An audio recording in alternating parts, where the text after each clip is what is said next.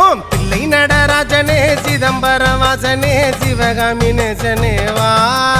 உன் நடனத்தை காணவே பாடி வந்தேன் தேவனே நலம் பெற அருளேவா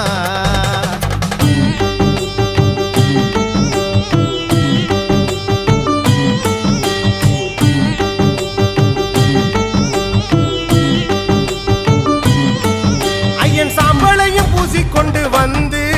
உன் பரதேசி வேடம் நானும் கண்டு ஐயன் சாம்பலையும்